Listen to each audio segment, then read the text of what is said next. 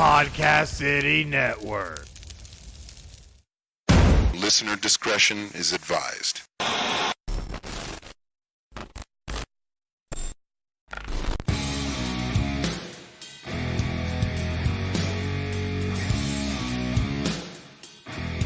You're listening to the Everett Lead Show. Do I have everybody's attention now? Woo! Slammin' Thursday edition. All Elite Wrestling Dynamite! We are NXT. With Everett Lee Damn. and the Chris Rose. Let's do this.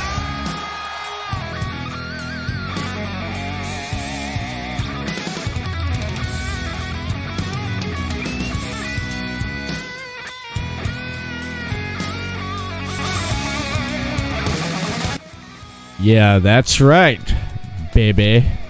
As my co-host would say, the Chris Rose. Welcome to another exciting edition of Slammin' Thursday of the Everett Lee Show with the Everett Lee and my co-host, the Chris Rose. How's it hanging, Chris? Hey, man, it's going pretty good. I'm doing this podcast alcohol-free tonight, and that's the first time it's ever happened. I'm drinking good old Mountain Dew during this one, and, man, I'm happy to be here. It's a good day to be alive. It's a good Thursday with you, Everett Lee. Oh, yes. It's always a good day when you're with Everett Lee, man. I mean, too bad we don't have any of... Drinking a little bit of the bubbly tonight, though, but you know what? That's not going to be a problem because I know you got a head cold. I got a head cold, and I pretty much feel like the last few days trying to fight this damn head cold I've been having. And then today, my daughter, I had to leave work early to go pick her up because she's sick. She's still sick, and it was just a mess today, though. But I got a little bit of rest. She got some rest. So we're pretty much fine right now at the moment. But other than that, man, it's been a pretty mellow day. How's your day? Pretty mellow too? Yeah, it was just crazy all the way around. My day, it was crazy all the way around. And yeah, I haven't been feeling the best all this week. Man, it's been crazy. Sore throat and everything. It's been crazy. Crazy. And I got a big weekend ahead.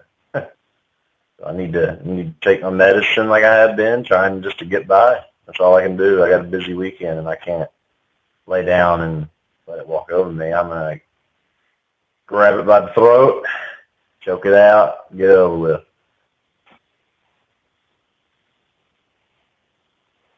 You know what would help me? If I unmute my mic every once in a while. What I said when I had my mic muted, I said that's the best way to do it, man. Just grab a hold of the situation and go with it, and don't let it get the best of you, because that's what you got to do. That's definitely what you got to do. And like the show tonight, Got to keep on keeping on, like Joe Dirt says. Yeah, you do. Keep on keeping on.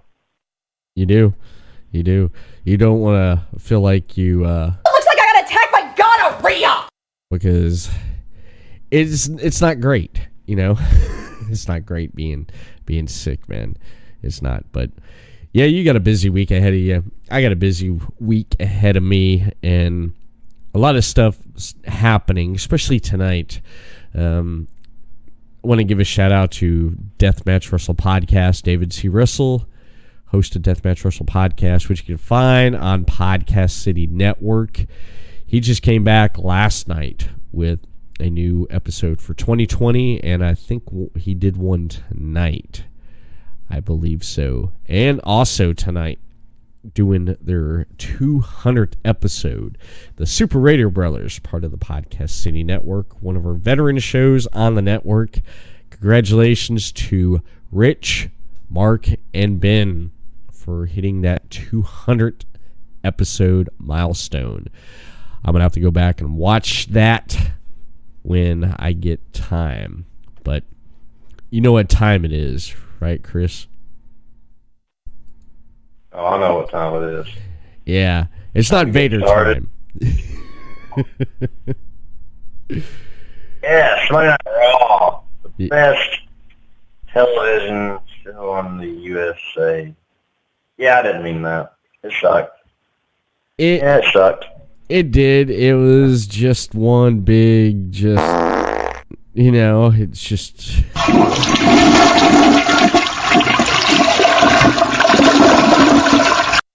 It sucked. It sucked. Portions of the show sucked. I mean, Go ahead. Hey, can I start off Yeah, go ahead. with this one? Go for it, man. Floor is all yours. As I watched the Lesnar's pop, Lesnar got big pop coming out. Him and Paul Heyman both. It came out getting really good heat. Really good heat. And the whole time I was hearing, Paul Heyman talk, doing the same old thing.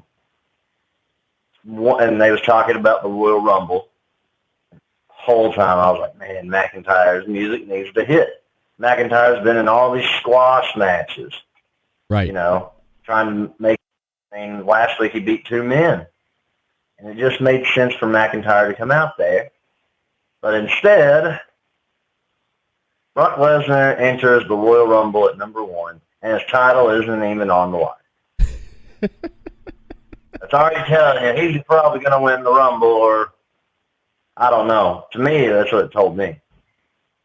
So why is he not defending? That would make it so much more sense since he's the champion. We saw this in 2016 Yes. when Triple H won the championship. Right. I mean, why not have Brock Lesnar do that? Exactly. I mean, it's just the stuff they do, I swear. I don't know how they're on TV. I mean, it's just crazy. Crazy. I know. Crazy. Now it's just so. And what I wrote in my notes is Brock will defend his title in the Rumble. And then, I thought that's what they was meaning, because that would be the logical thing. But then it turns out he's just entering the Rumble. Yeah. No championship on the line. I was like, hey. Yeah. I don't know, man. I don't know how they're going to do that. But It's nuts. It's nuts. that's what they want. But, I mean, I don't know. I don't get it, man. It's just, I don't either.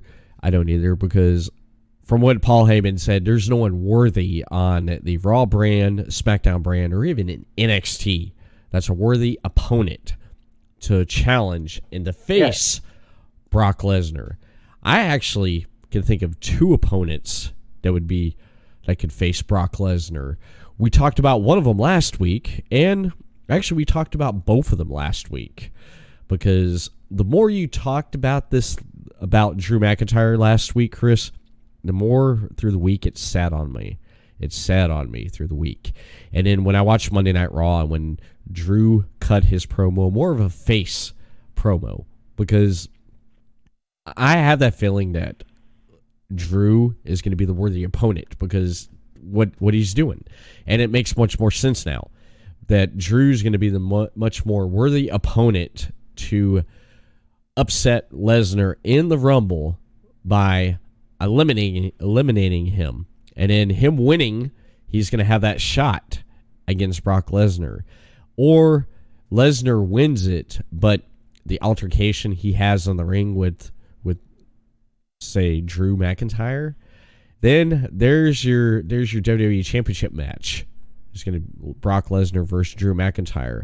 And I do not hope that at number 30 they bring someone out like Cain Velasquez or Tyson Fury, and he goes in there and he wins.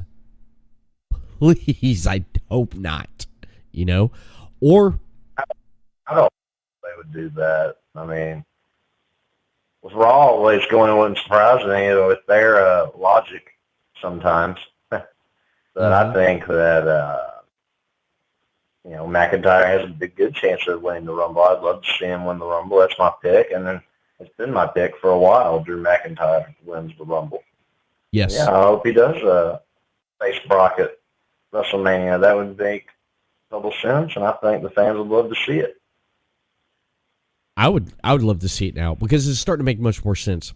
Because I set off earlier, my pick was going to be Kevin Owens. However, Kevin Owens right now, him and Samoa Joe are in that feud storyline right now with Seth Rollins and AOP right now. So he's busy with that right now. Him running after a title, that's out of the question right now. I'm leaning more towards Drew McIntyre now, winning that. Drew McIntyre winning or doing some altercation where for WrestleMania 36, we have Lesnar versus McIntyre for the WWE Championship. Or something has been going around. I hit the interwebs today, Chris, and looking at some rumors that may have caught my attention. And one rumor is that possibly Roman Reigns winning and facing whoever wins the Universal Championship at the Royal Rumble, Wyatt or Daniel Bryan. Yeah, I could see that too. I could see a Bray Wyatt versus Roman Reigns match at WrestleMania, and I would be fine with that. But Roman Reigns can face the Fiend without the Royal Rumble. Yes. They have is the Elimination Chamber pay-per-view after this, or did they already do that? It's right before WrestleMania. They do Elimination Chamber right before WrestleMania. Yeah, and then Roman Reigns could win one of those. He can. That would be just as better. I think McIntyre needs to win the Rumble, like me and you was saying. But yeah, Roman Reigns. Yeah, I mean Roman Reigns has been to there many times, and they'd do it again with him. Yeah, I could totally see Roman Reigns winning the Rumble. Yeah, definitely. I mean, and I would be fine with it. But I would love to see McIntyre win. But yeah, I could see Roman Reigns as well.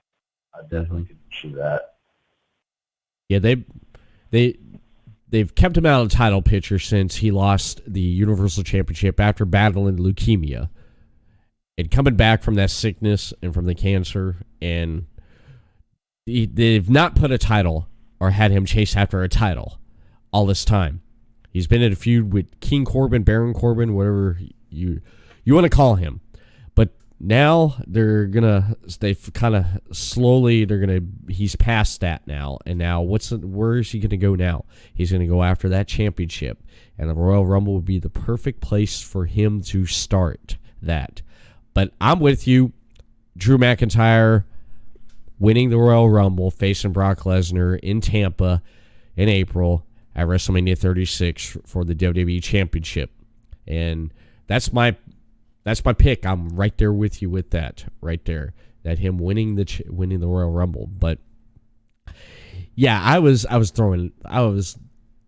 discombobulated about that announcement right there from Brock Lesnar. But you got to say one thing: Heyman still can cut one hell of a good promo for his client. Could he not? Oh, yeah, man. Yeah, Paul Heyman is spot on out there. He does everything, well for Lesnar. That package is good. It's been there for years now. It has. Since 2012. Right. When Lesnar came back, they've been together, and it's worked. It has. It has worked. And one of the things is they got a good chemistry together, good relationship, and as shows. They've butt heads here and there a little bit on camera, but other than that, their relationship is pretty damn solid, with him being Lesnar's advocate. After that, we seen Andrade put up the United States Championship in a rematch against Rey Mysterio. Then Andrade won at a house show. And this right here, there were some really good spots in this match, was there not?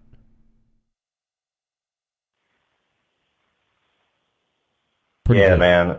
Great match. Really enjoyed it. Very fast-paced opener. I think this is the best match they've had up to this point together. I thought it was awesome. The crowd was really, really hot for it. These guys have always had good chemistry, man.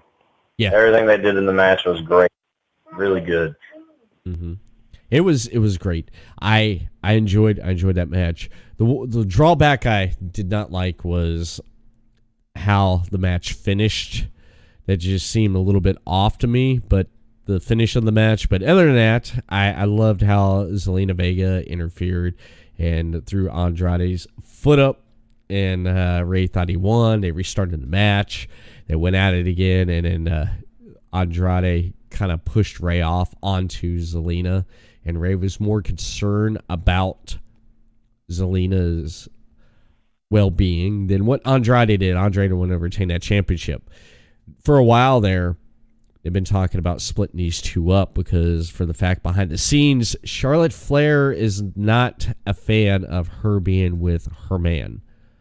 And she would rather see him not with her, but it wouldn't be the same because they have no relationship outside of what they do because she's married to Aleister Black, and they had that business relationship before Black, or maybe when Black did come to NXT, who knows? But other than that, they may elaborate more next week on that. I don't know, but I enjoyed that match right there. I got to talk about the bad Lashley and Lana thing. Oh my God. I'm wanting this to be done with, man. So bad. We say it every week. Yes. I can't wait. One day I'm going to go back at our notes when this started and just look at the shit we wrote down. Because, I mean, my goodness. Repetitive. I wrote repetitive on my notes. They say the same thing each week. Yeah. It's the same old thing. And yes, I'm waiting for this to end. Yeah. Man, it's hard to watch, man. I mean, we say it every week. Yeah. Same old thing. Yeah. And it's hard to watch. gosh, It is. It's cringy. It's cringy. And the pastor. Did you see what happened before they did that segment when they got Lana and Lashley in the ring? The pastor, when AJ Styles is leaving the ring after the thing with. Did you happen to see that? The priest, I guess, was running into the pastor was running into the. I'm saying priest, but the pastor was running right into the ring, and I guess security thought it was a fan, so the security started beating him down. And then when they came back, when they came back on TV, he was standing there in the ring, and it's like. I started laughing, and my wife's like, "What are you laughing about?" I said, "He's the guy who got beat up." I said, "They beat up the pastor. They thought he was a fan." come on, I mean, why? He's just so weird, man. They're so weird now. They are. I didn't even know that happened, but I'm sure if I look it up, it'd be true. And coming from you, I believe you. Yeah. I didn't hear that, but that's insane. Man, I can't wait to look that up later. Yeah, you go back and look at it. You get the videos and stuff because when they cut to a commercial, because the commentary was talking, and they just kind of stopped when that happened because the guy was getting beat up. Because security thought he was a fan, and then apparently from what people said there while attending the Monday Night Raw, They said, why security's beating up the pastor. The lady had to run out with the Bible and said, hold on, no, he's part of the show. Security was like, oh, no one told security this guy's gonna be running in like he was late or something. And they started beating him down. They were holding him, and then when he got back, he's sitting there just. Oh, I was about to lose my shit, man. I was like, this is just hilarious. I was like, wow. It's like no one gave them the memo about this guy coming in there doing a segment with two of the talent, but other than that, Man, crazy. Yeah, crazy. Let's have Rusev get his hands on Lashley and just end this thing and be over with. That's what I want. The match is on Raw Monday, right? Yes. Lashley and stuff, yeah. Yep. Yeah, hopefully they and let's move on and try to build these guys back up again because the storyline has really hurt them. I mean, Rusev is doing pretty good. I mean, the fans like him and stuff. Yeah.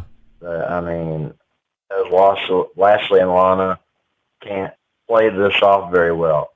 I mean, there's been weddings in WWE before that's worked very well.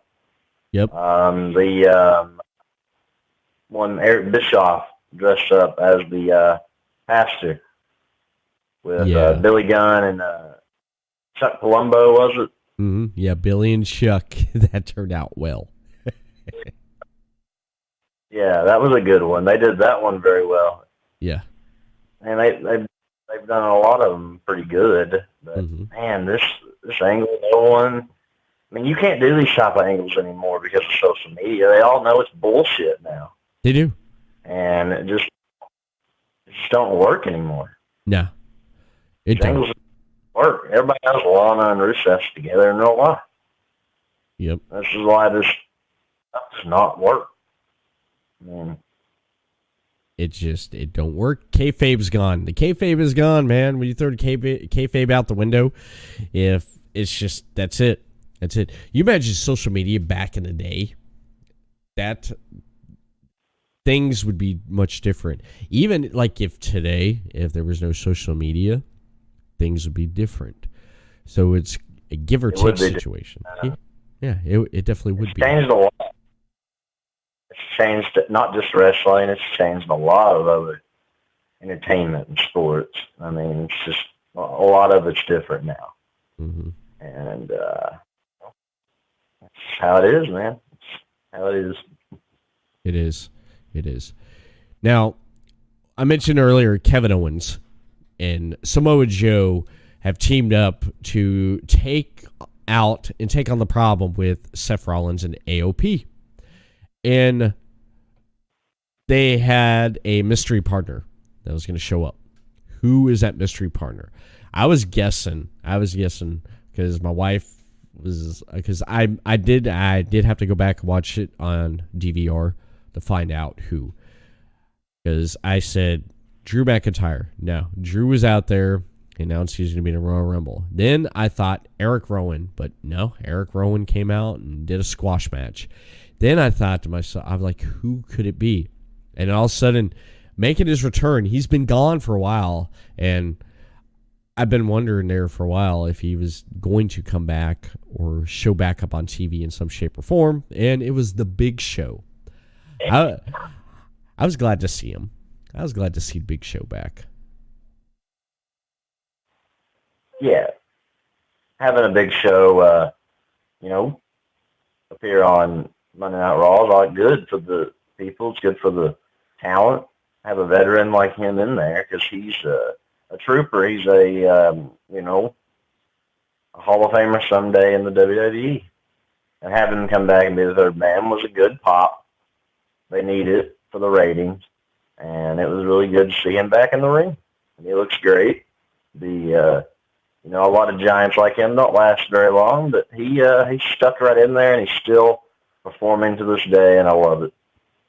I do too. I was glad to see him back. He looks in good shape, man. The Big Show looks phenomenal.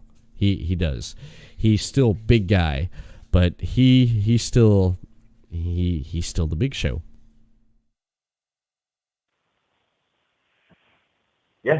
Yeah, he's still good, man. I really enjoy seeing him out there with those guys, Kevin Owens and Joe. That makes a good little trio, just big, tough guys who want to fight.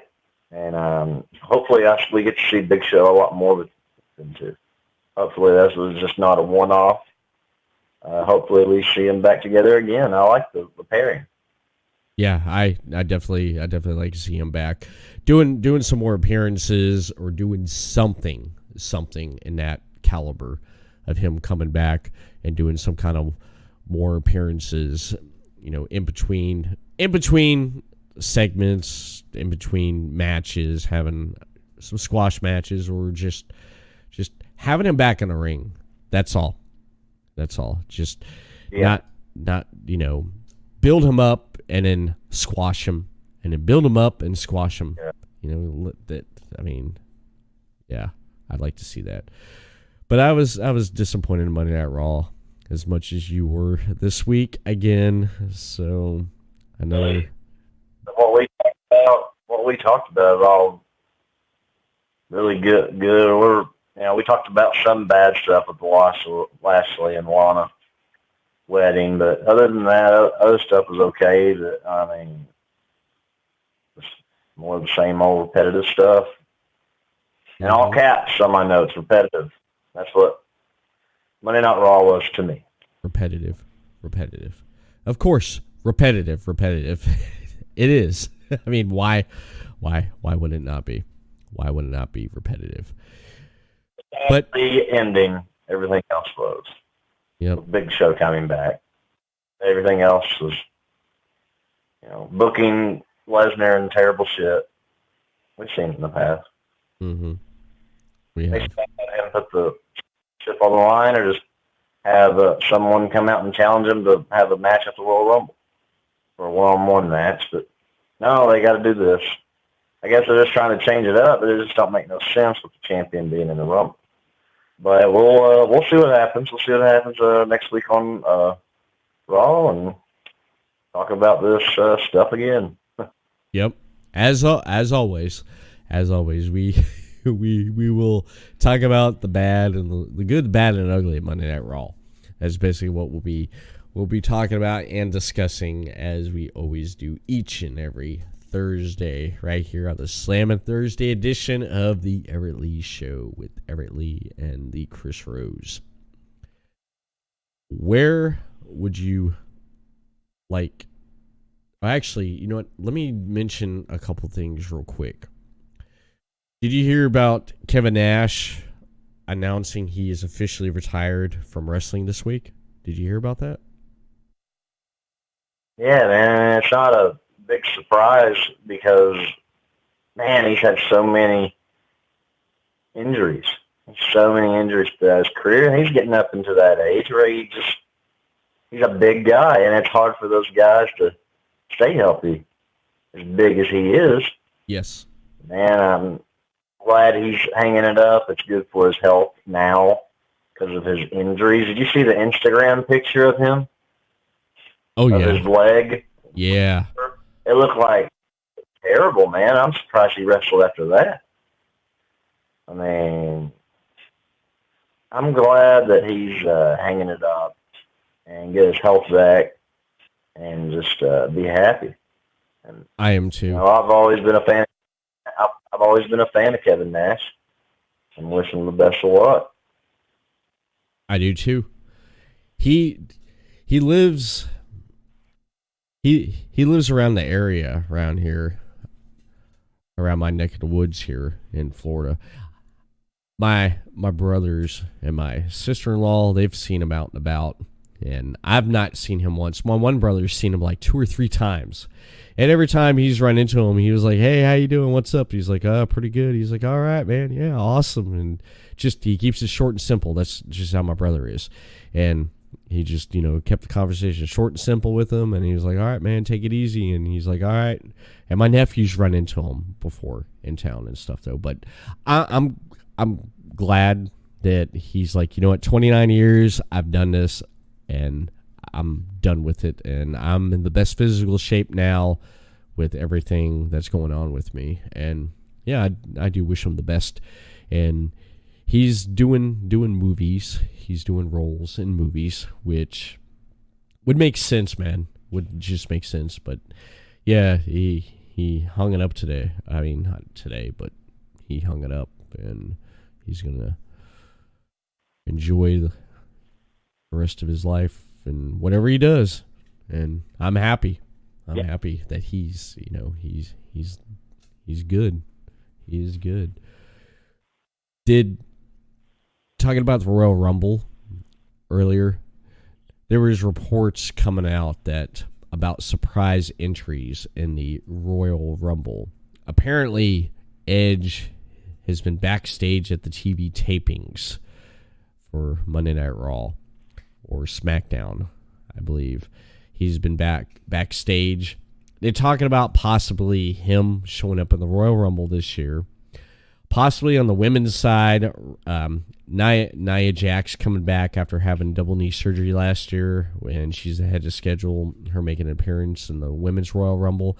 Ronda Rousey showing up, and then there is some crazy off the wall thing about Paige.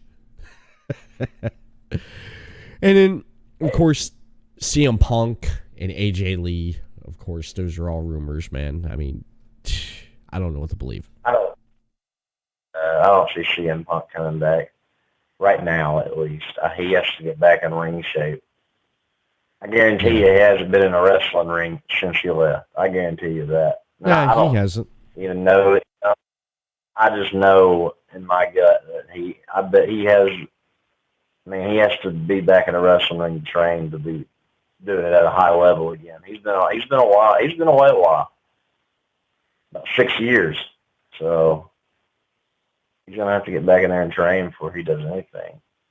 If he ever does come back, they should do a year-long build like when The Rock came back and faced Cena. They need to do a year-long build with him and Rollins to the next WrestleMania. It'll get Rollins over. It'll get CM Punk over as he already is. It'll help Rollins. They should do that. Build it for a year. They like can. They did with Rock and Cena. Yeah, they definitely could. They definitely could do that with CM Punk, though. But I know Daniel Bryan was wanting to at least face him once in at WrestleMania. Wouldn't this be a twist here? Check this out. This is a dream scenario. Okay, Daniel Bryan beats Bray Wyatt and becomes Universal Champion. CM Punk shows up as a surprise entry in the Royal Rumble, and CM Punk wins the Royal Rumble, and he goes on to face Daniel Bryan in the main event at WrestleMania for the Universal Championship. If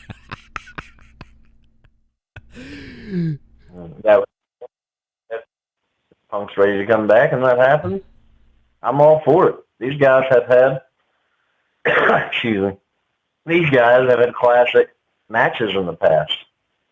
Daniel Bryan and Punk, they've been in the ring before together. They would have a great match. Yeah, they definitely would have a great match together. I mean, they're not strangers with each other. They've faced each other plenty of times before. I mean, Money in the Bank 2012 when AJ Lee was the special guest referee, that match right there with Daniel Bryan, the world's toughest vegan, going up against the voice of the voiceless, CM Punk. There's one I can think off the top of my head though, but they've wrestled each other before on and off in the indies, so they're familiar with each other, and they could put on a 5-star match. Yes. Oh. Mm-hmm. Without a doubt, these guys put on a great match, great show, and it'd be a good night for all the fans. Because that'd be a good one. That would be a good one. Yeah, that definitely would be a good one there. AEW NXT. All right, this week. All right, Chris, where do you want to start at? Oh, man. So we're going to talk about NXT first? We can talk about NXT first, or you want to talk about AEW? We can talk about whatever, which one you want to start, because both shows. I guess. Well, I guess we could start with AEW. That'd be fine. Okay, definitely. The ratings came out, and AEW basically beat NXT Wednesday with the ratings. They beat NXT, and like you and me talked about right before we went live and started the program tonight, off camera, off recording, off the record, we both agreed AEW had the more of the little bit more something, the more to the show this week, and it felt like it. I felt it. NXT had a great show, but AEW had that extra. And as we talk about AEW, I can point out that extra I thought AEW had this week. Opening match, we had Adam Page, Kenny Omega going up against Private Party. Again, Chris, Private Party does not disappoint me. Am I true? No, you're 100% correct. Great opener. But my notes filled up one page in my notebook from this match. Good, a little bit of bad. But I will start first with this one, Everett Lee. Go for it. The mics, I will go with a little bit of the bad first, but the mics on the commentary seem to be bad a lot for TNT, for AEW. The mics and the commentary match is a little off, and that's happened in the past with them. And you would think they would fix that by now. Right. And the dude on Private Party, shouts every time he gets chopped, and I was like, dude, quit. I get he's trying to sell, but it's weird. Yeah. And, I think they should have ended the match one or two times. I think it went on a little too long. But overall, really, really good match. I mean, both teams meshed well together. Yes. Adam Page and Kenny Omega do very well as a tag team. Private Party is the best tag team in AEW right now. One bad thing is that Private Party did the finisher on Kenny Omega, and the match didn't end, and that kind of hurt Private Party's finish, I think, because no one ever kicked out of it until that point. Hopefully it doesn't. In my eyes, it would. But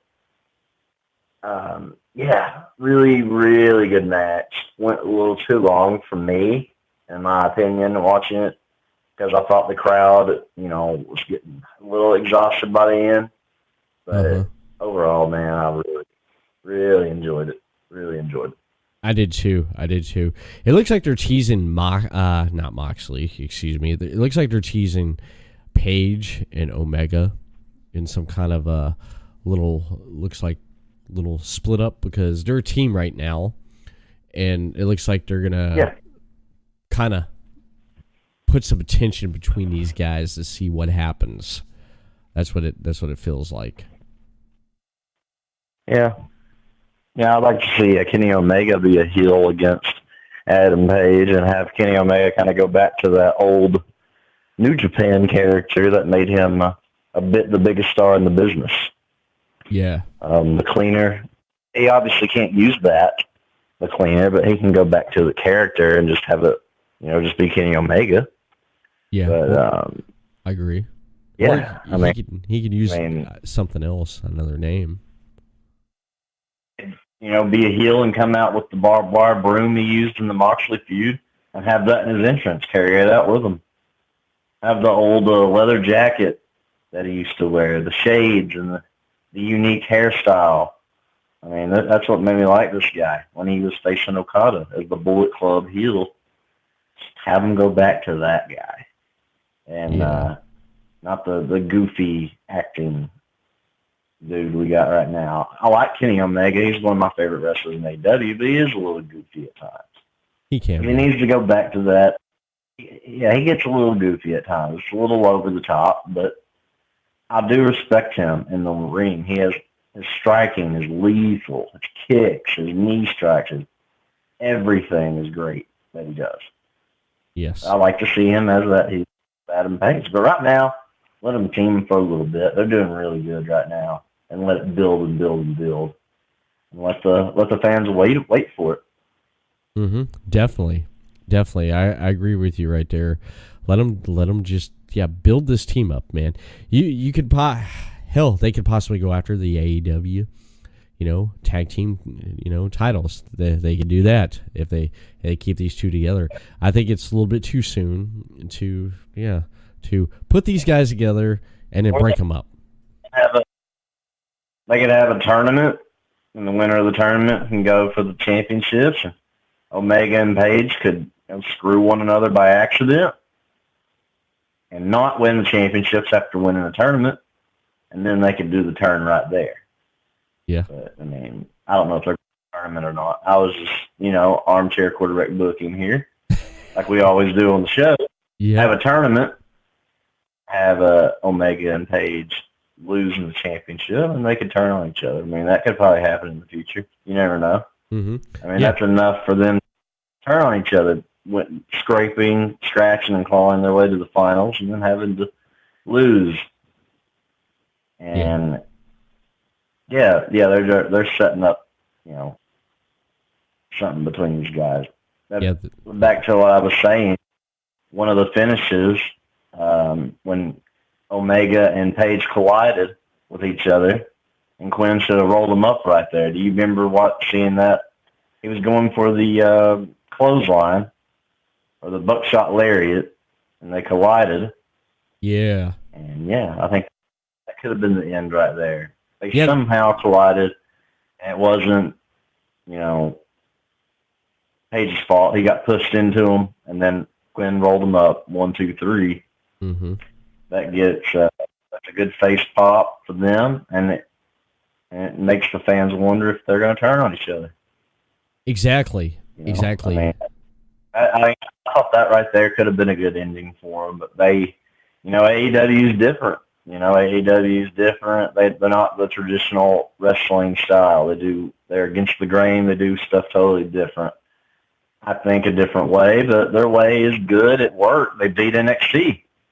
So, I just throw my 2 cents in, and I think that should have been the ending. But I really enjoyed this. I really enjoyed the match. I did too. Great opening match. Great opening match. Start out the night with right there. I think that match right there caught a lot of eyes when people flip through the channel or they want to see what was going on with AEW, and you get to see this match. Great opening match to start it off, man. Start it off fast pace, have those false finishes, have the crowd in, wrap them right in at the beginning, and don't let go of them until the end of the show, which AEW did with a lot of the stuff that happened. Chris Statlander went up against Rio, the AEW Women's Champion. Now, I don't understand how this person, they've tied Chris into having a match with this. And again, like you pointed out before, Rio is being the AEW Women's Champion. I feel that it's time to take the belt off of her and put it on someone else, because she's good, but there's mistakes here and there I see quite a bit from her. Yeah, there's a lot of bad right now in the women's division in AEW. Mm-hmm. There's a lot of bad. And some of it was looking pretty good, actually. I actually liked how they was doing this up to this point, and I'll get to it in just a minute. I think the Chris Statlander chick looked great against Rio, and I think that she should have won this match. I think she could be a pretty good champion. I agree. Yeah, a nice, she can do she pulled out all the stops against this little Rio, And I thought Chris should have won the match. Like, she was dominating her at the end. She kicked out of everything. And I was just like, man. And you know, for some reason, when they went to the crowd and they showed Britt Baker, I looked at her and I'm like, man, if this girl just had a little bit more training and just, you know, got more polished, she has the look to be a star. Yeah. But there's just some stuff that she just needs to work on.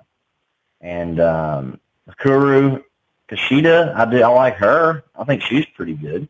She But is. A lot of the women have personality and anything to do anything, you know, star-wise, like a Ronda Rousey or a Charlotte or a Becky Lynch. None of them are at that level in AEW. No. They're not at that level. Not yet. Stars are.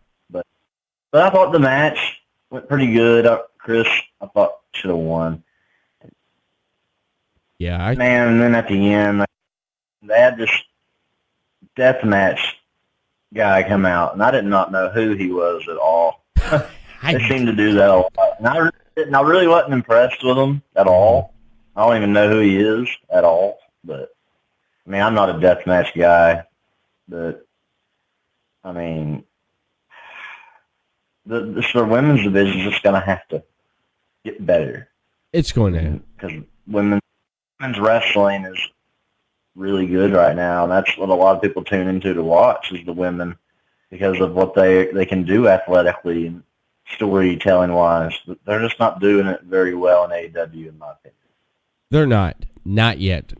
They again, like we talked about before, they have a strong tag team division. Tag team wrestling is in AEW, and we've seen that week after week here in the last few months because that's proof right there. But yeah, I definitely agree right there. Quick shout out to David C. Russell in the chat. Hello, Everett Lee and the Chris Rose. Hello, David C. Russell, a Deathmatch Russell podcast. Next match, we had Christopher Daniels going up against Sammy Guevara. Now, Christopher Daniels, really good singles competitor. I like what he can do in the ring. He can move for being a veteran, can he not?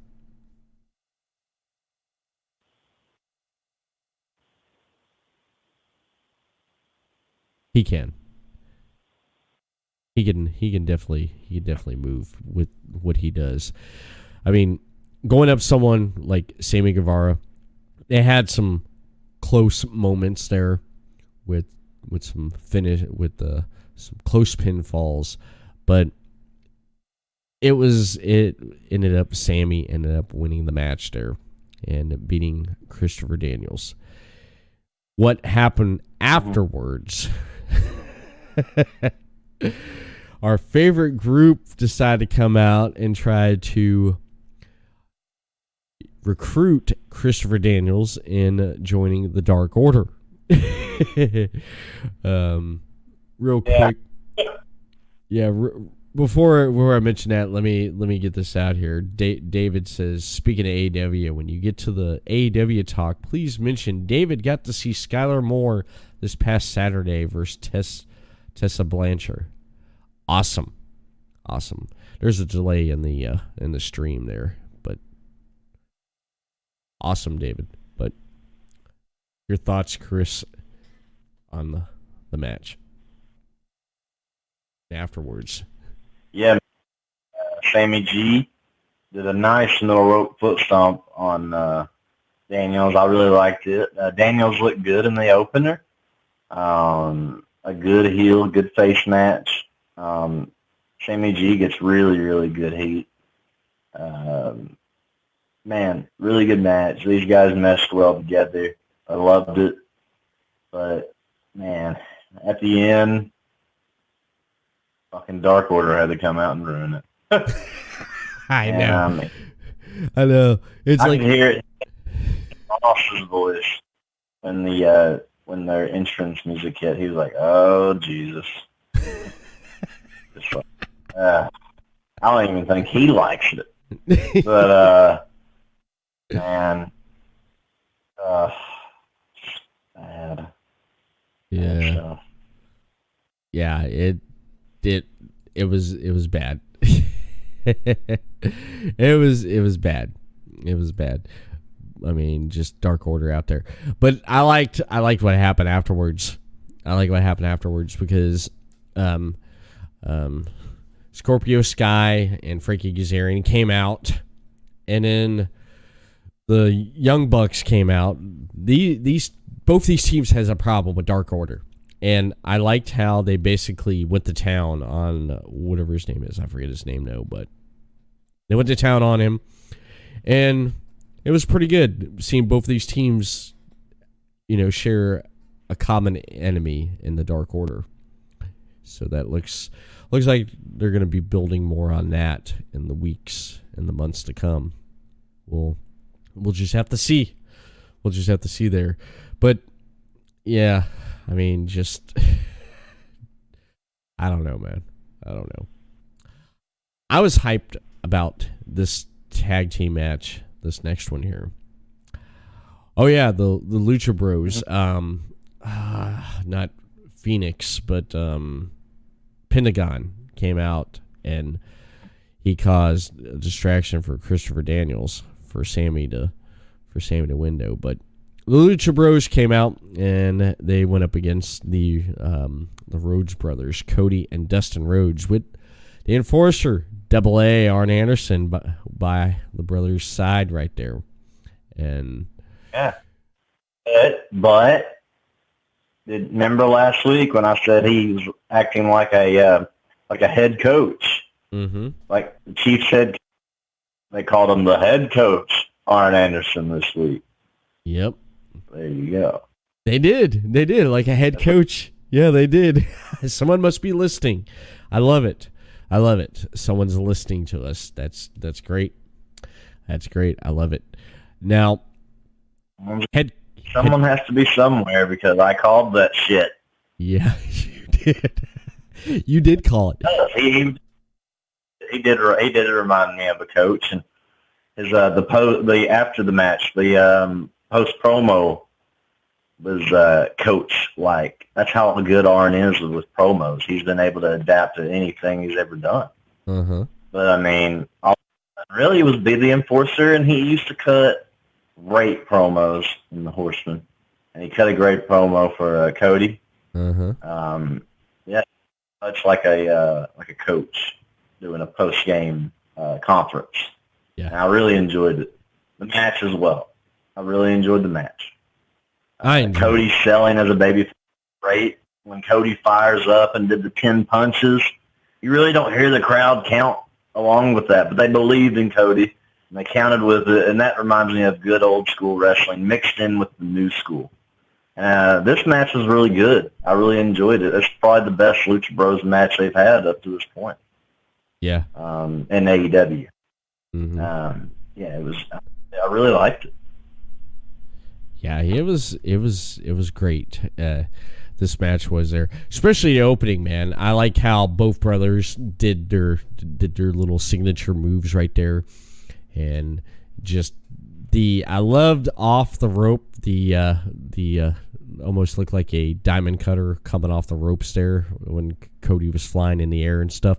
A lot of high flying spots here and there coming off the ropes. I mean, damn, Cody and Dustin use the ropes to their advantage when they have matches, man, when they're up against anybody.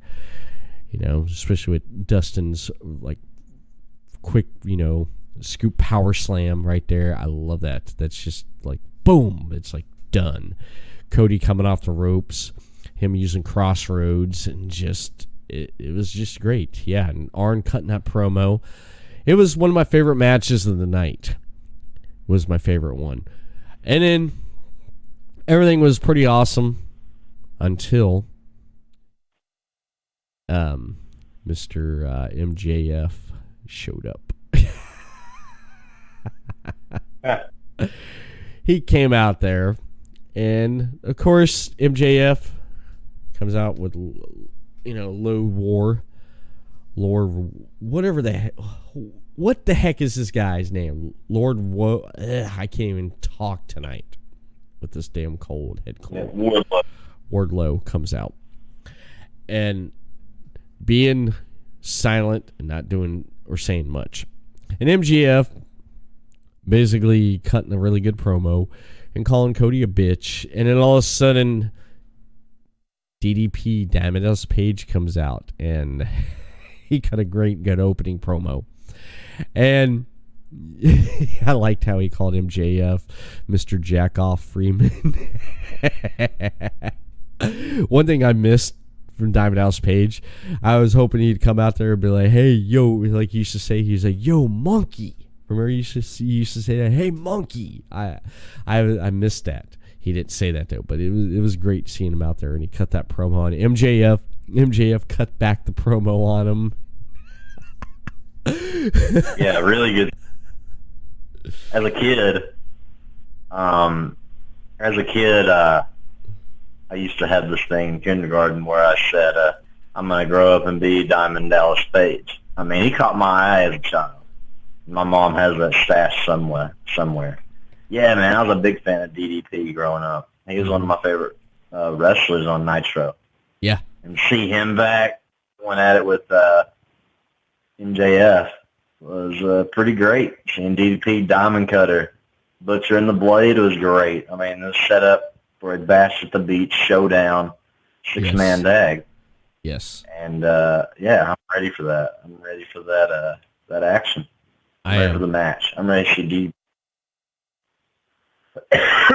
Yeah, I'm ready. I'm ready to see it, man. I'm ready to see Diamond Dallas Page. I haven't seen him in the ring. The last time, actually, I think I seen Diamond Dallas Page wrestle was the 2016 Royal Rumble. Remember, he showed up and he gave everyone Diamond Cutter? Yeah, I believe that was 2015. Was it 2015? But yeah, it was the one where Daniel Bryan got eliminated and everybody booed the building. Oh, yeah. That's the one. Okay. Roman Reigns with the Rock's help and all that. Mm-hmm. Yeah. Okay. Yeah, that's the one. That Rumble.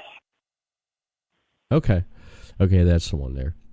But it was a great segment to set up the Bash at the Beach, which I think it was great. Looking forward definitely to see that. Now this next match, Jurassic Express versus Best Friends and Orange Cassidy. Oh man,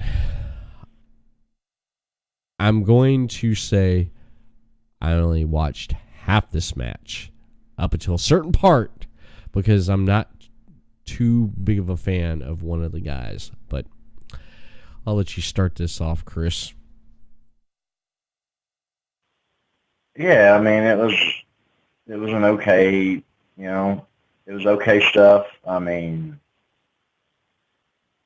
it was a huge. I mean, Orange Cassidy was he gets a big pop for everything he does in the match.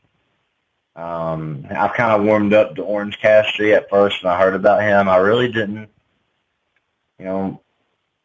like it all that much, but I'm warming up to the Orange Cassidy guy and Best Friends as a whole.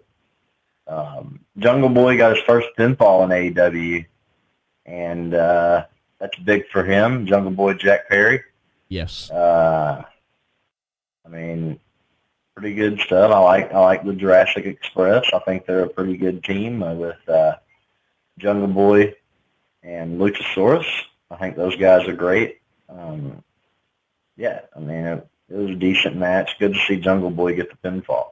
Oh yeah, I was happy. I like him and Luchasaurus. Marco Stunt, I'm getting a little bit used to now. I mean, I'm just getting a little bit used to Marco Stunt in the ring and stuff. But Best Friends and Orange Cassidy.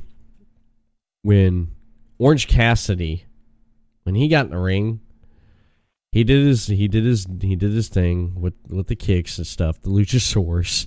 I started laughing. The Luchasaurus grabbed a hold of his throat and slammed him.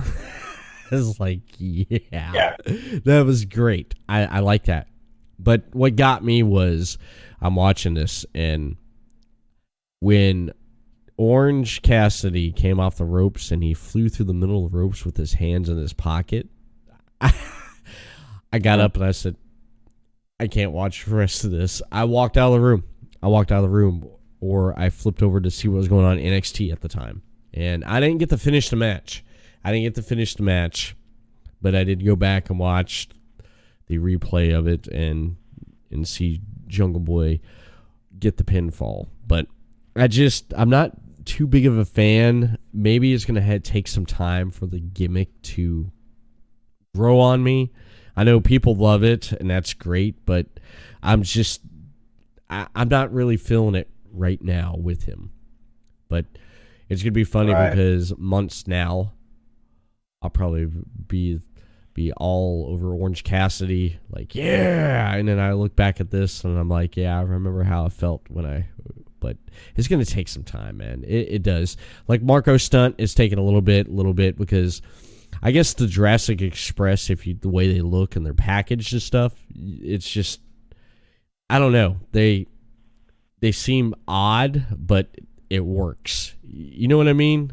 You take three odd people and put them together, and it works. They make it work, right? Does that make sense? It does, yeah. You're right. And Marco Stunt is kind of growing on me, but I don't think he should be wrestling. I think he should be the mascot for the team. I think he's good in that role. Yeah. Not wrestling though, because it's insulting, and a guy that small should not be able to hurricanrana a guy that looks like one of the guys from SCU, Scorpio Sky. Mm-hmm. That's an example. It's not believable. But him as a mascot will be fine. Okay. Definitely. I agree with you right there. With that right there, I definitely agree with you. All in all, it was, from what I watched back on the replay, it wasn't a bad match. It wasn't at all. It wasn't a bad match at all. But the moment in truth that everyone's been waiting for, Jon Moxley, is he going to join the Inner Circle or is he not? What's going to happen?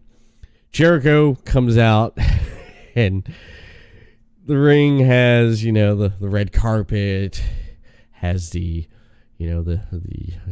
some bubbly, got a little bit of bubbly, got everything all set up, and just everything talking about the Ford GT to just everything. This is what you're going to get. And John comes out and just John, makes his mind up, man.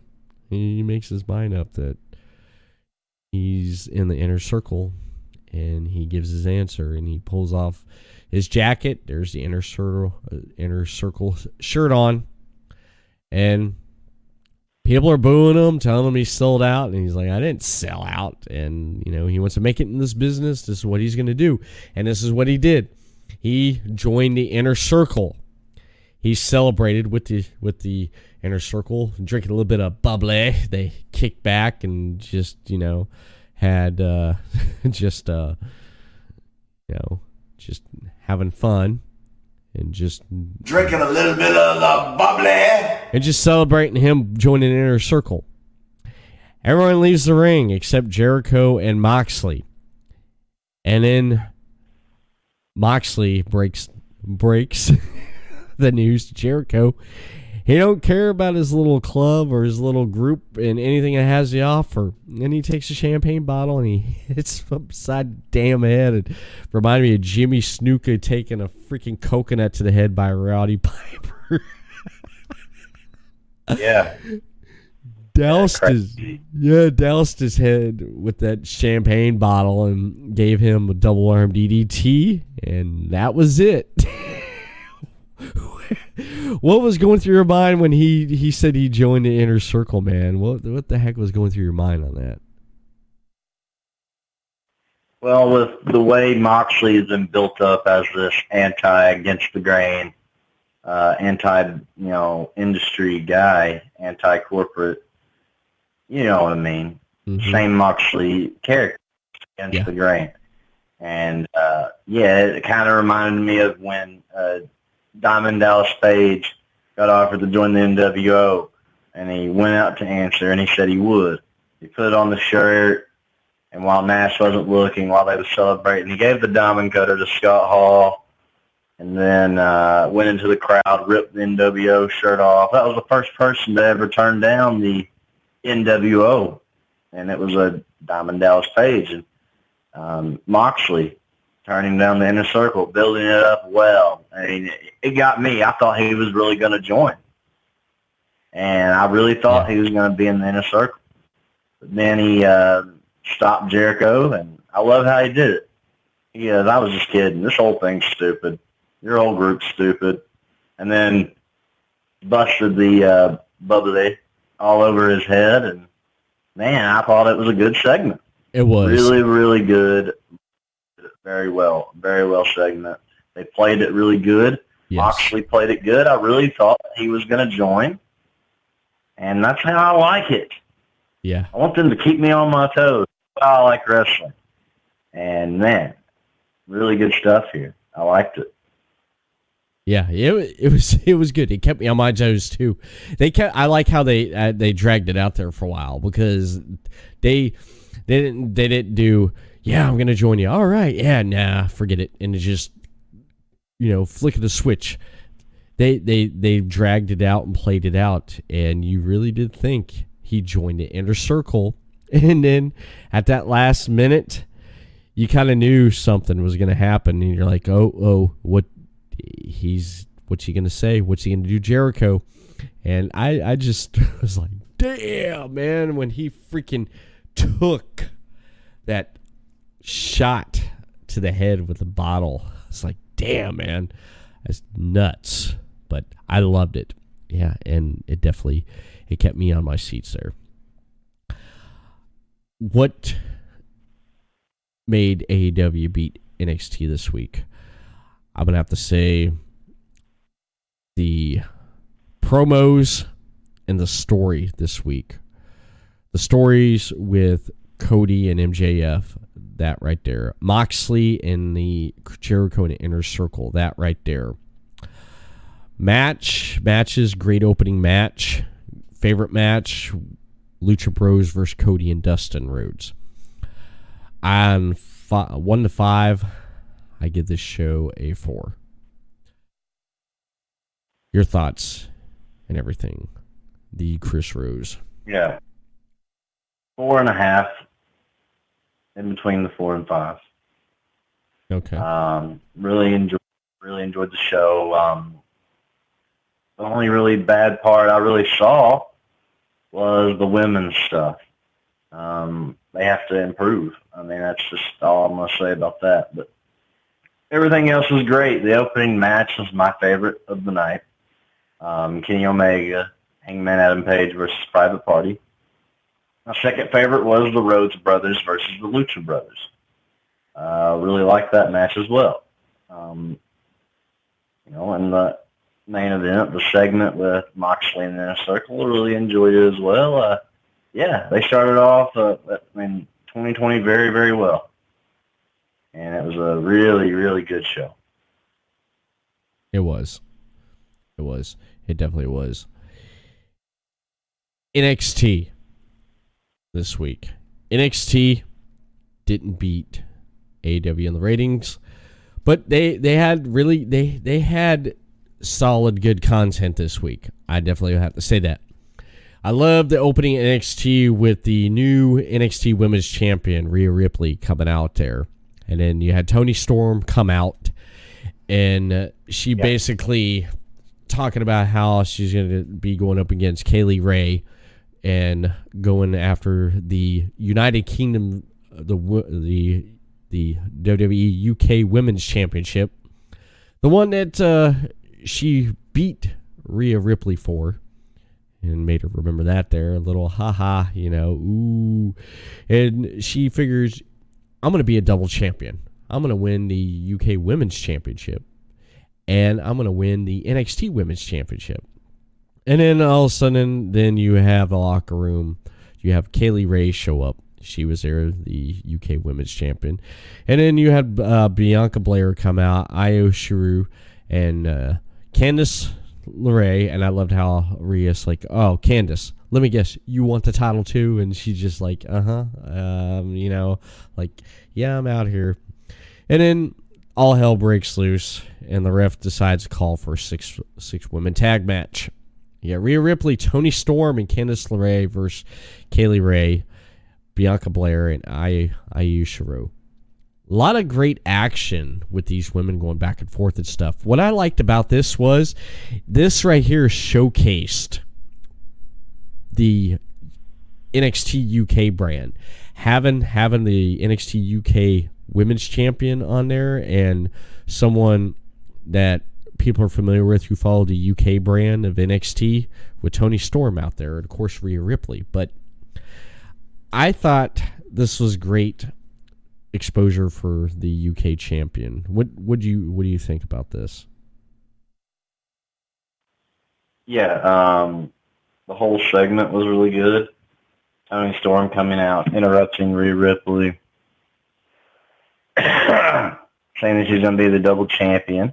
I thought these two women was going to, maybe start something going forward. And then you had Kaylee Ray come out, Io Shirai, Bianca Belair, Candice LeRae.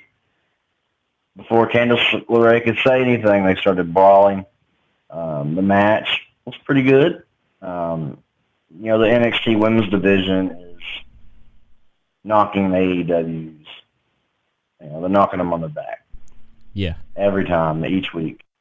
NXT women's division is great. I'm ready to see what happens in the near future with it. Out of all the women, I would like to see Toni Storm go up against Rhea Ripley again. They had a match last year or a couple of years ago. I can't remember. But Toni Storm did beat Rhea Ripley, and it was I think it was for the first ever NXT Women's Championship. Yeah, it was. It was the very first, and that was a good match, man. Really good, and I like to see these two women work again. Mm-hmm. It was great. It was great exposure, great matches, great spots, and the crowd loved it. And in the end, you saw the team of Rhea, Toni, and Candice win. They won, and they were the victors. I like how I'm talking about Tommaso Ciampa going after. He wants that NXT championship back. He wants Goldie. And he was going to get Goldie no matter what. And I love how they did the little vignettes and stuff in between with him talking about getting Goldie back because he had to give him up. And what I liked about this episode was that they brought back the Dusty Rhodes Tag Team Classic, and they started with 2 matches for the first round of the Dusty Rhodes Tag Team Classic. You had the Forgotten Sons going up against the WWE NXT UK team of Imperium. The Forgotten Sons, man, I don't know why people don't like this team, but they're good. They're good. Cutler and Blake are good as a tag team. Why the hell do people not like this tag team, the Forgotten Sons? Well, there's so many to choose from in NXT and NXT UK tag team wise, and man, there's just something missing with the team. But they are good in ring, good technical abilities, good all around stuff. But the Imperium is much more over and much more exposure than the Forgotten Sons, and the Imperium also has Walter with them to make them more stronger as well. That's the more true. Imperium does good, it builds up their leader, Walter. And that's what they need. Walter is going to be a star. Imperium is a really good tag team, and they're going to be stars as well. And I'm glad to see them advance and possibly win. Hopefully, I wouldn't be mad if they won Imperium. And man, it was a good one. It was good match, really good match. Apparently, Wesley Blake, has a foot injury. Something happened on his left ankle.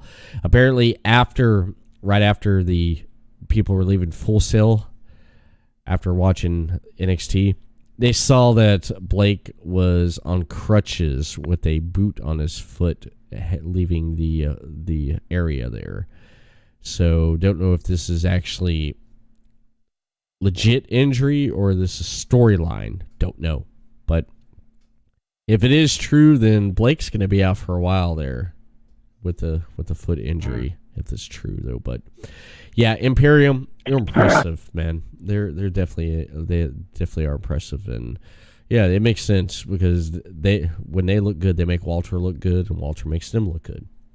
It makes sense.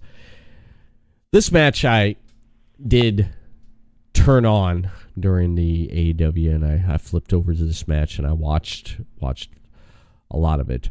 Austin Theory going up against I'm gonna screw this up. Jacqueline Wild or help me out here, Chris. My writing's bad.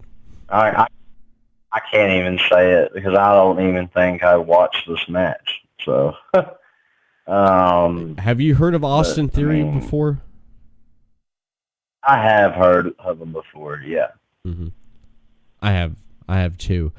So this was a pretty good match. It almost reminded me of a 205 live match with a lot of the high flying and through the ropes in cruiserweight style moves, which was great. But Austin Theory ended up winning, and both competitors were great in the ring, coming off the ropes, especially with the Hurricanrana in midair. I mean, just some great stuff there. But Austin Theory won the match, and he did put an impression. I heard of Austin Theory before, and when I was like, okay, yeah, I'm trying to remember where I've seen him wrestle before. I've seen some footage, but when seeing him on NXT, I loved it.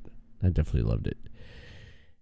Another tag team classic match from the Dusty Rhodes Tag Team Classic. Another first round match. We had the Undisputed Era, Kyle O'Reilly and Bobby Fish going up against Gallus Boys, the NXT UK Tag Team Champions of Wolfgang and Mark Coffey. You had the NXT Tag Team Champions go up against the NXT UK Tag Team Champions, man. Tell me you've seen this. Tell me you've seen this. Yeah, I did. I saw this one. I just didn't see the Austin Theory match. I tried to watch as much as I could. But, yeah, I thought it was a really good match. I thought it was really good. Undisputed Era is one of my favorite tag teams out right now. Yes. All four guys are great. I don't watch a lot of Gallus, but those guys did great as well. Why they're the champions. Yeah. And yeah. A really good match. I enjoyed it. Watching Wolfgang. I remember Wolfgang. I remember both of these guys from the UK tournament. I watched the UK tournament, and I got familiar with a lot of the talent. And when they used to replay late at night, on the WWE Network, they used to replay the NXT UK. So I'd be going to sleep about this time or later, and I'd throw on WWE Network and I'd watch NXT UK. So was familiar with these guys, and it was great seeing them coming over here and having exposure and getting some exposure, because Wolfgang, he was with Tyler Bate as Mustache Mountain, if you remember that, or it was Mark Coffey. I can't remember off the top of my head though, but that was a great tag team. But these guys were great exposure and stuff. And of course, Adam Cole had to inject himself in to make sure his boys won, and they did. They defeated Gallus Boys for the victory to advance in the Dusty Rhodes Tag Team Classic in the first round. Then we seen, I thought was funny, I started laughing when you had Matt Riddle talking about him and Pete Dunne of the Bruiserweight teaming up, man. The name I thought was great. This is brilliant. You can put Matt Riddle with anyone and you come up with great names. So you got the bro and the bruiserweight. So you got the broserweight. Did you catch that, man? Did you catch that? No, man. I just didn't get a lot of NXT this week. I wasn't on my toes. Wasn't on your toes. But let me ask you, Chris. Matt Riddle and Pete Dunne together, the bro and the bruiserweight together as the broserweight. Is that not?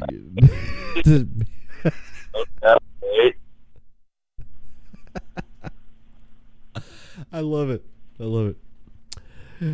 We're gonna have to put styles between those two would be a good team. Yeah. Because they're in the Dusty Rhodes Tag Team Classic. They're gonna be wrestling next week. Both those guys are. The broserweight. I love it, man. I love it. Take bro and you put it, you put Matt Riddle and Keith Lee together. You have Bass and his broness. There you go. You see, you could put it in front of anyone, The Forgotten Sons, the Brogotten Sons, Bro Imperium, the undisputed bro era. It's just, you could fit it. But I like it. It's going to be interesting seeing both these guys go up in, in this tournament here. I was scratching my head when you had Finn Balor and Samoa Joe, but it worked, and they ended up winning the tournament that the 1 year. So, Mia Yim went up against Kaden Carter. Not too familiar with Kaden Carter. She's a new face. But Mia ends up winning. But however, we get to see the debut of Chelsea Green with formerly known as Robbie E. of Impact Wrestling as a new faction or a new group there. Yeah, Robbie E. has been in NXT for a while now, but just not on TV. And I've also stuff with him on Facebook of him being in NXT, and don't know a lot about Kaden Carter, but Mia Yim is really, really good for NXT. She's been in there a while. And yeah, Chelsea Green made her debut on NXT, which was good for the women's division. I mean, the match was what it was. Mia Yim's really good. And we'll see what happens with Chelsea Green in the near future. That's what this match is really for. And we'll see what happens, what they do next week with her. Yeah, definitely. Yeah, we'll have to see. We'll have to see what they're going to do with these guys. What they're going to do with these guys next year, and what happens. The main event, you had number one contenders match for the North American Championship. You had Keith Lee versus Dominic Divacovic. I can't say his last name. I choke. Damian Priest versus Grimes. I forget his first name, but I put Grimes down. I was trying to go back, but great fatal four-way for a number one contender for the North American Championship. Great match, everything. My pick was Keith Lee to win this, but Dominic, man, I thought he was going to win this because they put him some good programming here the last couple months, with Tommaso Ciampa and Keith Lee. I was split down the middle with Keith Lee or Dominic winning this one, though. But everything has gone on with Keith Lee, the impression he made at Survivor Series 2 months ago, and how people just they're behind this guy. Why not give him a shot at the title? And then he ended up winning and becoming the number one contender for the North American Championship. Yeah, really, man, a really good match. I really enjoyed it. Keith Lee, for the past couple of months, like he said, has been showing why he is one of the dominant forces in NXT right now.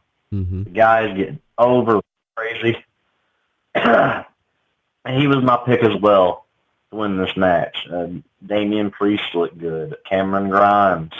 Dominic Dijakovic looked awesome. Dominic Dijakovic and Keith Lee here lately have been doing really, really good stuff.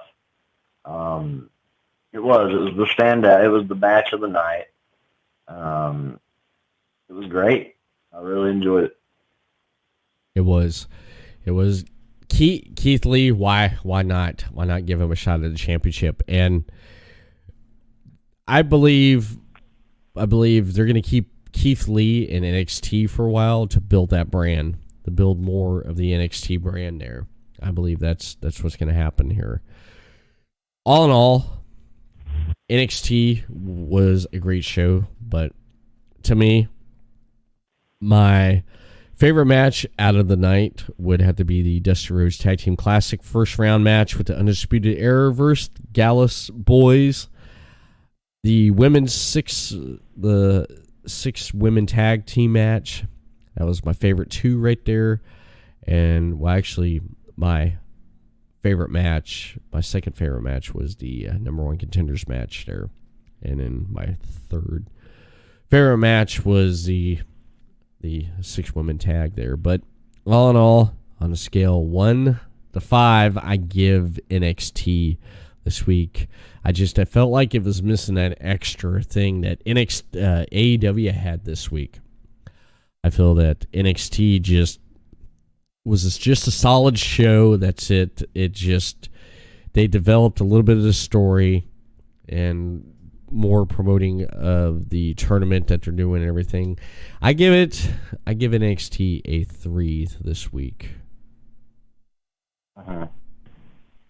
Yeah, I'll give NXT a 4. They had really good action. From what I saw, it was a 4. I didn't see the entire show. But from what I saw, the crowd was hot, like they always are at Full Sail. And pretty good show. I give it a 4. NXT 4.5. NXT 4, AEW 4.5. That's my rating this week for the Wars. Okay. Nice. Excellent. I like it. Pretty good content and programming this week from both NXT and AEW. Both really good programming. And I do want to mention that here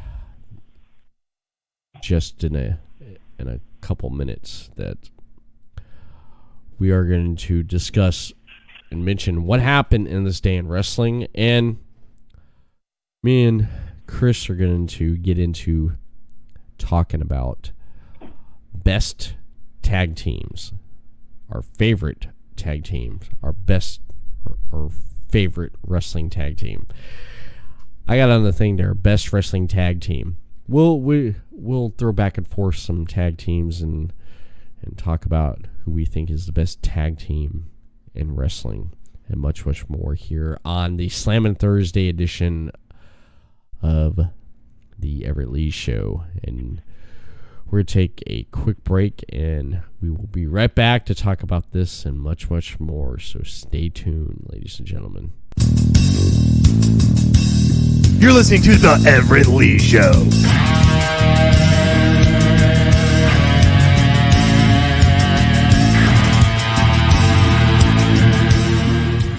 The following support and sponsor Podcast City Network.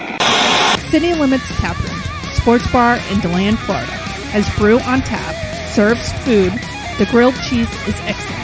For upcoming events, check out City Limits Taproom on Facebook.com/City Limits Taproom. 3 Count Design offers a wide range of graphic design products, video, photography, and other forms of media. Everything from t-shirt designs to websites. Visit Facebook.com/3CountDesign for more. All supporters and sponsors are brought to you by Podcast City Network.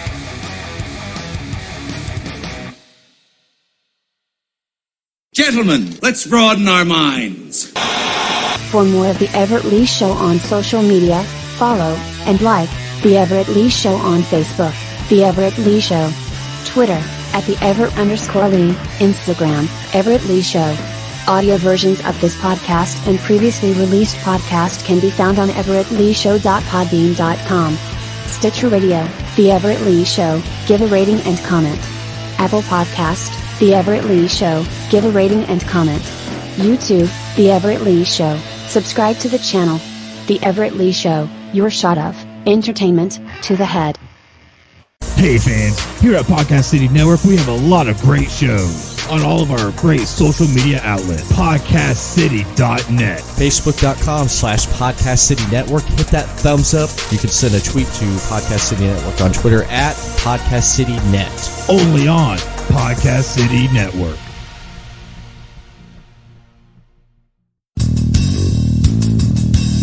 You're listening to The Everett Lee Show.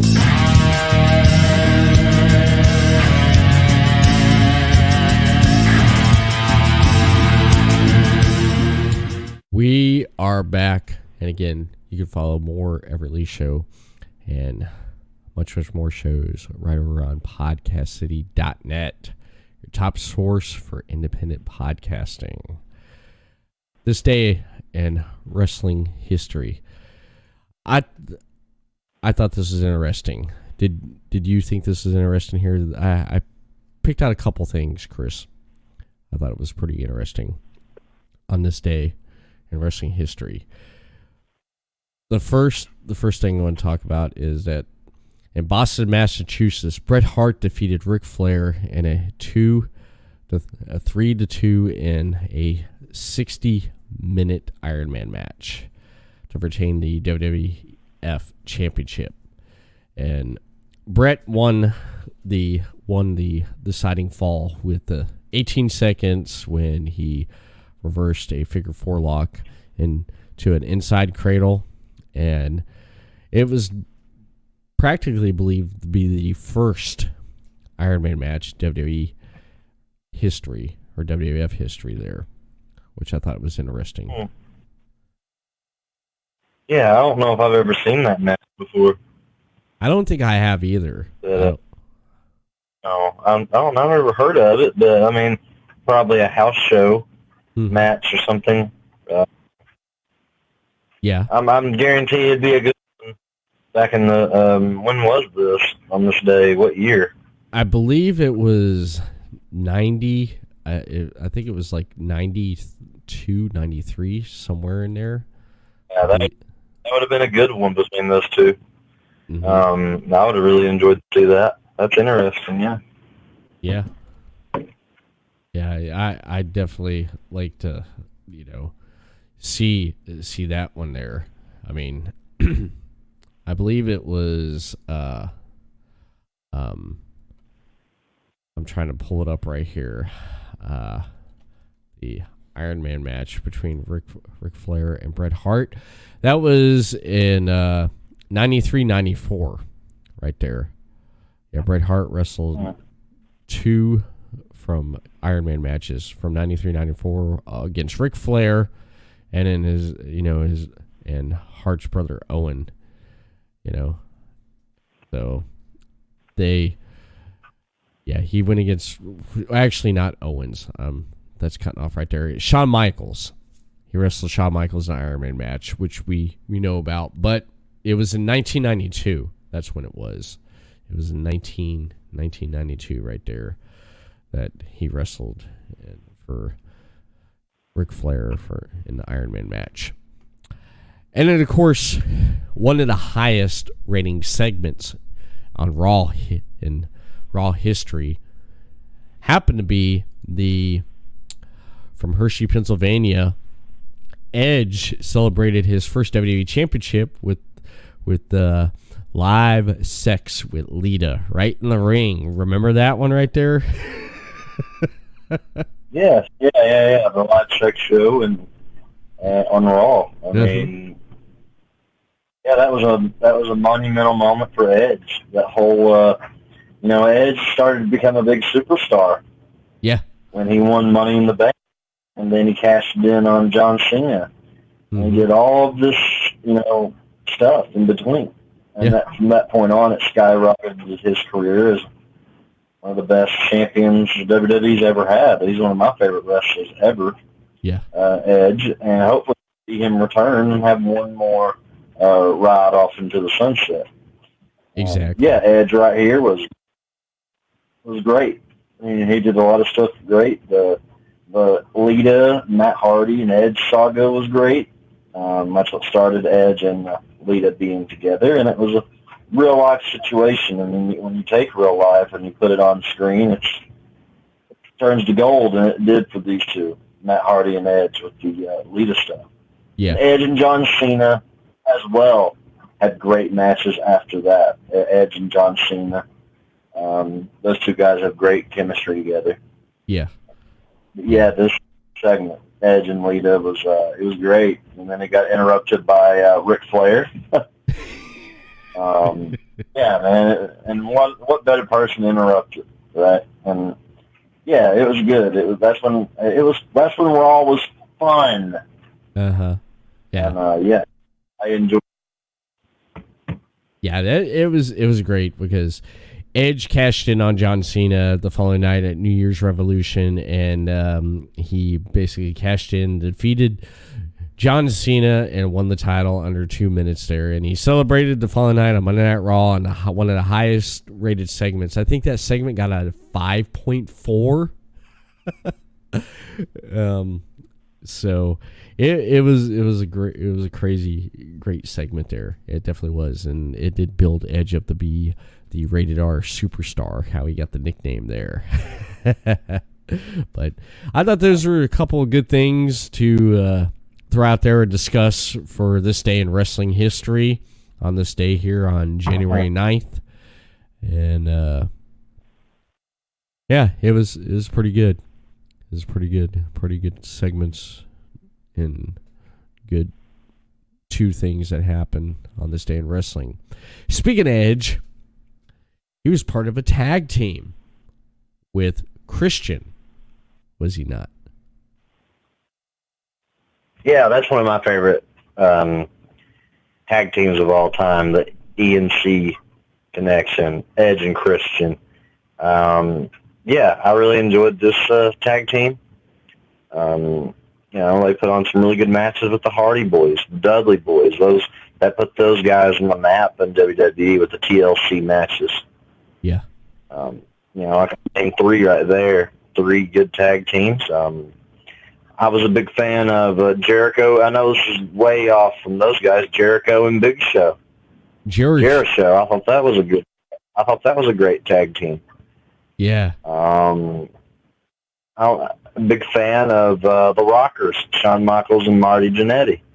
Another great tag team that I really looked up to when I was younger.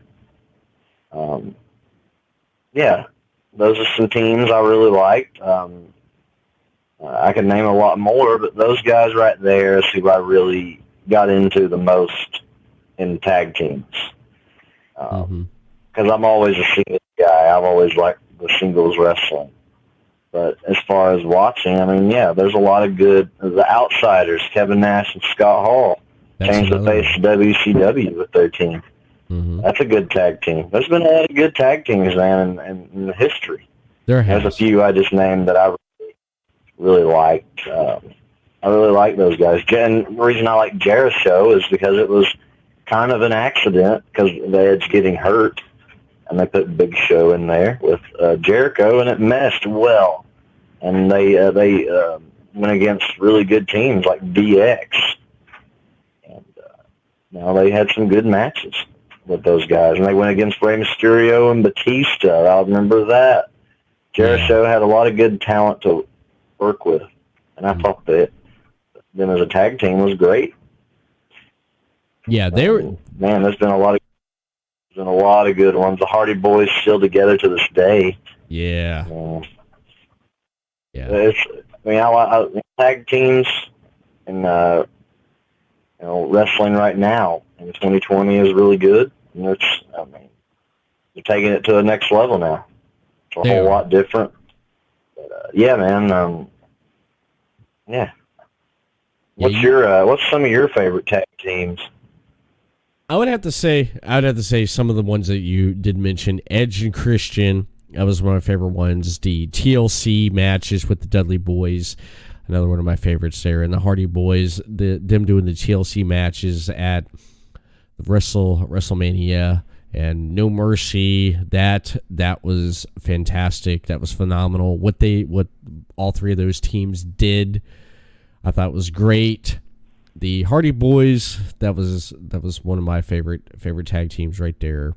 Edge and Christian, and of course Dudley's, three of my favorite tag teams. Rockers, Shawn Michaels, and Marty Jannetty. Excuse me. They were my favorite tag team there too. They were great, a great tag team. And the Hart Foundation. That was one of my other favorite tag teams right there. Bret Hart and Jim the Anvil Neidhart. Another great tag team there during the 80s. And then you had, of course, like you said, Nash and Hall, Kevin Nash, Scott Hall, the Outsiders. Another great tag team right there. One of my other favorite tag teams. Also, I'm trying to think off the top of my head, another great tag team that I liked that... Actually, this is kind of weird though. Booker T and Goldust. that was an odd tag team. Yeah, they did great together. Yeah, they did great together. I liked it.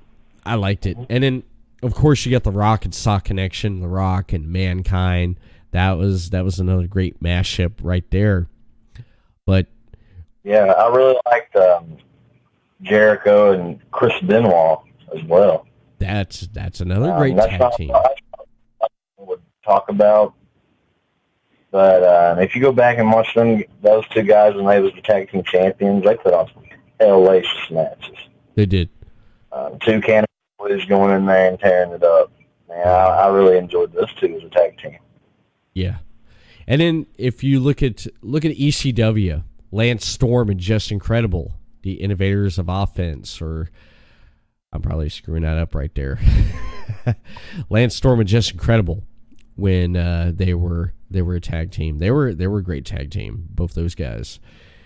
And then you had Shawn Michaels and Triple H when they were doing stuff together for DX when they brought DX back. Both those guys did. And they were in tag matches.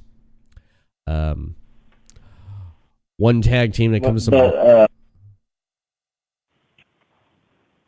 I just wanted to add, in my opinion, I thought Shawn Michaels and Triple H worked better on the opposite side. I thought their stuff when in 2002 and on was the best stuff they ever did together when Shawn Michaels and Triple H was feuding. I really enjoyed that. Mm-hmm. That was very interesting. I love them having one-on-one matches rather than teaming. But the DX in '97 and when they first started was really great. It was different. Yeah, I liked Triple H and Shawn Michaels at that time. Mm-hmm. And they did some pretty good stuff in 2009, 2010. That's a good team as well. DX. Yeah. Yeah, that definitely was a great tag team there. Undertaker and Kane, the Brothers of Destruction. When they put those two together right there, watch out. Watch out.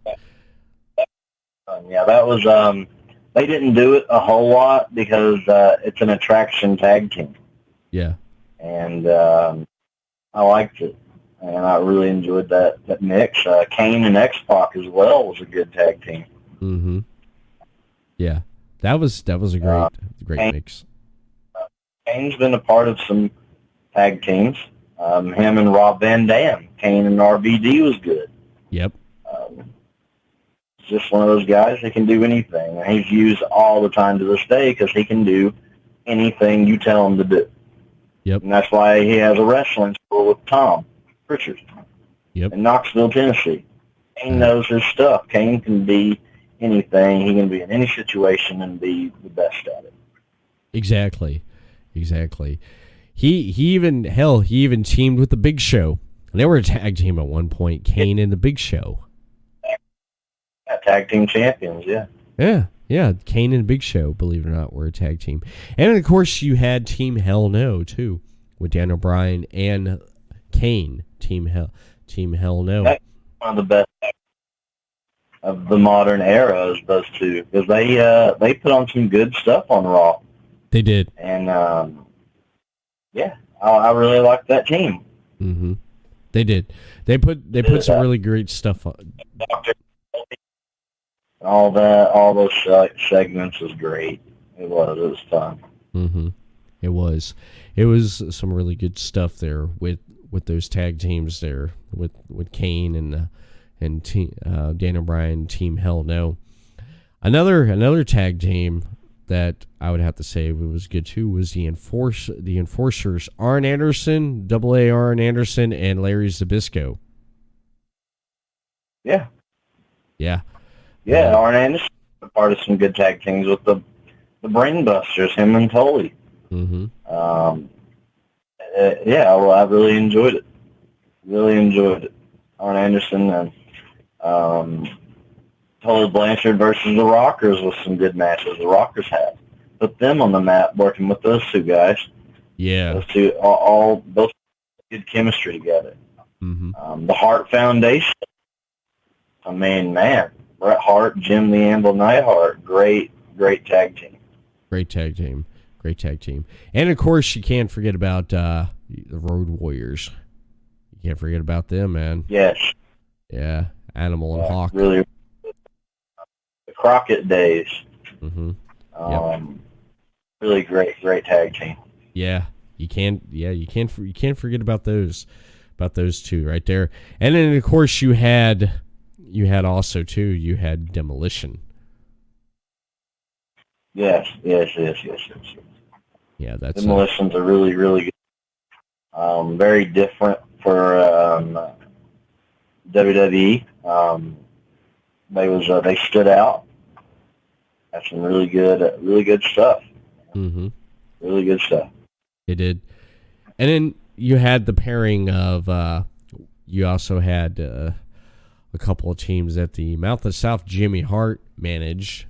You had the Natural Disasters. You had Earthquake and Typhoon, and then you had another team, Money Inc. You had IRS and Ted DiBiase. What a combination right there too. Mhm. Oh yeah. And then, do you remember? Yeah. Do you remember when What?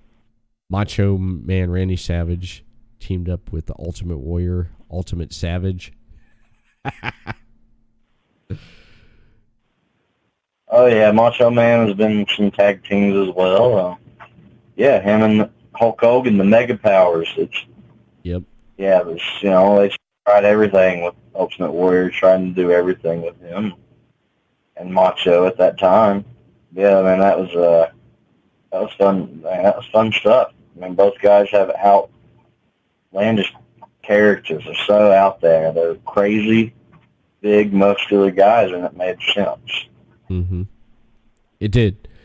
And you can't forget about one team. It just popped in my head right here. Harlem Heat, Stevie Ray and Booker T. Yeah, and they are rumored to have one more match against the Revival at WrestleMania. Really? And yes, that is a rumor. And I believe it will happen. I believe. And they teased it on a pre-show of the pay-per-view I believe it was the last one they had, TLC.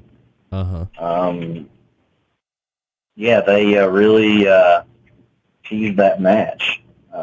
Scott Dawson came on the pre-show and trash talked Booker T and said that the Revival is the best tag team of all time, even better than you and Stevie Ray, the Harlem Heat, and they kind of teased that. And then the rumor sites blew up about these two teams, and I think it's going to happen. I think Stevie Ray and Booker T are going to have one last match against the Revival.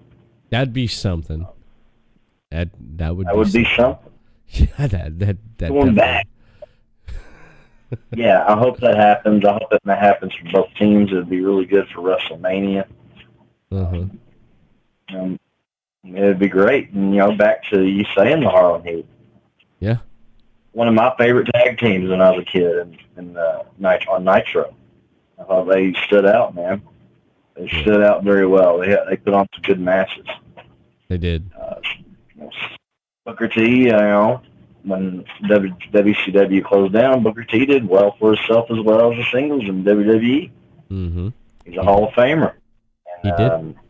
Last year at WrestleMania, he got inducted. They both got inducted as the Harlem Heat, and I'm very happy for them. They are, and they're well deserved. A great, great team. They are. I was happy that Harlem Heat got inducted into the WWE Hall of Fame. I was happy about that.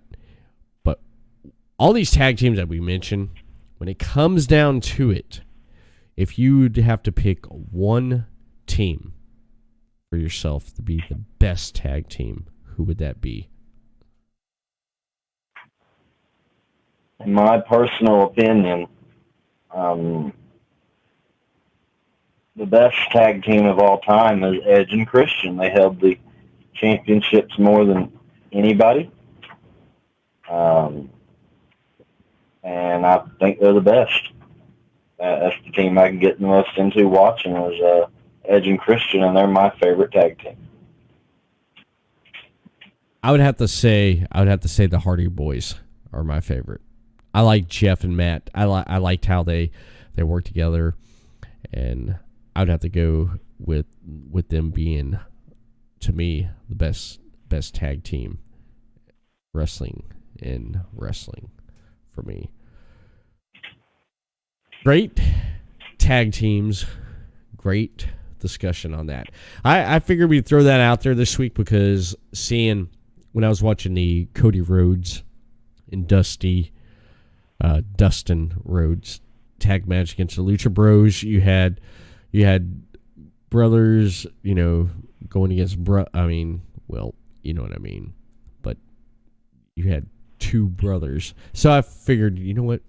Let's talk about some wrestling tag teams this week. Let's throw that in there before we close, one of the closing segments of the Slammin' Thursday edition this week.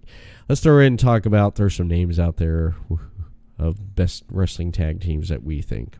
And we share a common interest in a lot of the teams that we think is the best tag team, and we named some of the best, or quite a bit of the best wrestling tag teams in wrestling, and I love it.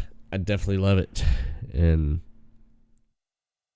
it looks like we've reached the end, Chris, of this week's show. Looks like we've reached the end of this week's show. Before we close out, before I do the closing, is there anything you want to add that's going to be happening with the Chris Rose to let people know what's going on with you? The Chris Rose will be in action Saturday night. Shopville, Kentucky. KZW returns for 2020. The Chris Rose returns for 2020. And everybody come on down to see what happens between me and Chris Sterling. It all happens at Shopville Gymnasium, Shopville, Kentucky. Bell time 7:30. And Sunday, I will be at WCCW in Lawrenceburg, Kentucky, making my very first appearance of the year there. Last week, I did not attend. It's been a long, crazy week, and I apologize to everybody at WCCW. It's my first show that I missed, that I said I was going to be at, and I apologize that I will be there Sunday. Chris Rose is going to have one hell of a 2020. I'm ready for what comes my way. And I'm ready to see what happens with our show. Really good show tonight. And last week, we're getting started off really hot. And I'm really happy to see the future of this show, future of my wrestling career. It's going to be a good one. Hell yeah. Nothing I can complain there about that, man. 2020 is going to be a great year for you, Chris, and it's going to be a great year for the Slammin' Thursday edition of the Everett Lee Show. It's going to be great for 2020, and you can catch more of the Slammin' Thursday edition of the Everett Lee Show with Everett Lee and the Chris Rose over on podcastcity.net. You can check out this episode and previous release episodes right over there on the website. Give Podcast City Network on Facebook a thumbs up. Send them a tweet over on Twitter at PodcastCityNet. And subscribe to their YouTube channel for video portions of this podcast, another podcast over on Podcast City Network YouTube channel. And follow them on their Twitch channel, Podcast City Network. Everett Lee, you can catch more of the Everett Lee Show over on Facebook. Give a thumbs up on the page there and a follow. Send me a tweet over on Twitter at the Everett _Lee, and follow me on Instagram, Everett Lee Show. For audio portions of this podcast and previous release podcast, head over to Everett Lee Show over on YouTube, Stitcher Radio, iTunes. Download those apps and the Podbeam app and give a rating and a comment on those right there. And that is pretty much it for this week here for Slammin' Thursday. I do want to mention that you can check out more interviews coming of the Everett Lee Show next Tuesday on January 14th with my guest, indie filmmaker, director, producer Jeremiah Kip will be on the podcast to talk about films and movies and much, much more on that podcast this coming Tuesday at 9 p.m. Eastern, 6 p.m. Pacific, live right here on this Facebook page, Everett Lee Show on Facebook and on twitch.tv/the Everett Lee. And that is it. Everyone have a good night and a good week. We'll see you again next week for another exciting episode of the Everett Lee Show Slammin' Thursday edition. We'll see what goes on next week. Peace.